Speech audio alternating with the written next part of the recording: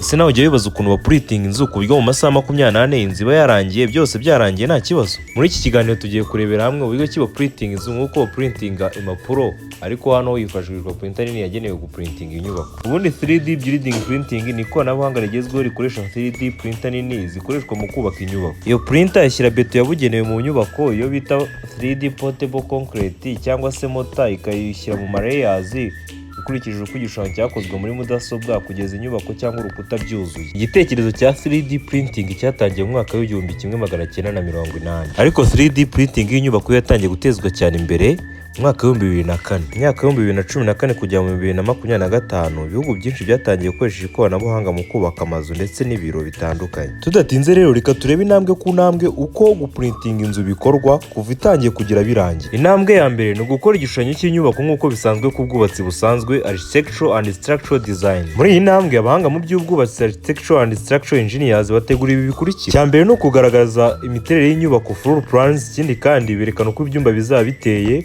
uburebure n'ubugari bw'inkuta, imiryango n'amadirishya aho azajya. Ikindi kandi abagaragaza amashanyarazi ndetse n'amazi bizanyuzwa, bakerekana n'imbata y'inyubako ariyo structural analysis. Intambwe ya kabiri ni gukora digital model muri BIM cyangwa se CAD software. Nyuma yo gukora design y'inyubako, inyubako ikorwa mu buryo bwa 3D digital model hakoreshejwe software nka ArchiCAD, Revit, AutoCAD n'izindi. Iyi model ikorwa neza isa nk'uko inyubako izaba isa. Ikindi kandi hakorwa hakurikijwe amakuru y'ingenzi print izakenera. Urugero twavuga nk'uburebure bw'inkuta, ubugari bw'inkuta, ahazajya inzugi, ahazajya amadirishya, ahazanyurwa imiyoboro y'amazi ndetse n'amashanyarazi. Cyane yuko iyi model aba ari isa nk'ikarita print izakoresha printing. Intambwe ya gatatu ni uguhindura design ikajya mu rurimi printer yumva, aricyo bita slicing.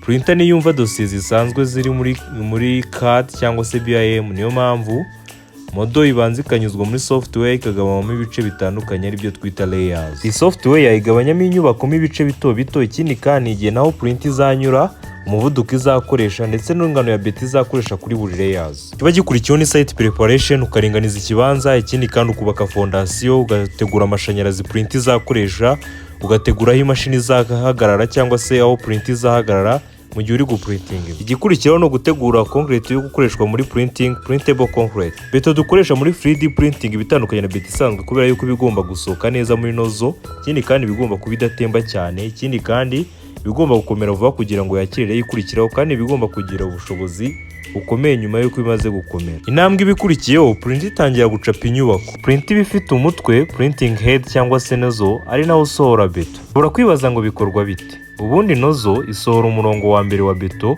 Iyo rero imaze gushyirwaho, print izamuka gake gake igashyiraho umureya ya kabiri, hanyuma iya gatatu igakomeza gutyo mpaka inzu cyangwa urukuta rwuzuye. Aha print igenzura umuvuduko ikoresha. Ikindi kandi igenzura ingano ya beto isohoka, igenzura kandi intera hagati ya layers ndetse nuko nozo igenda isohora beto gake gake.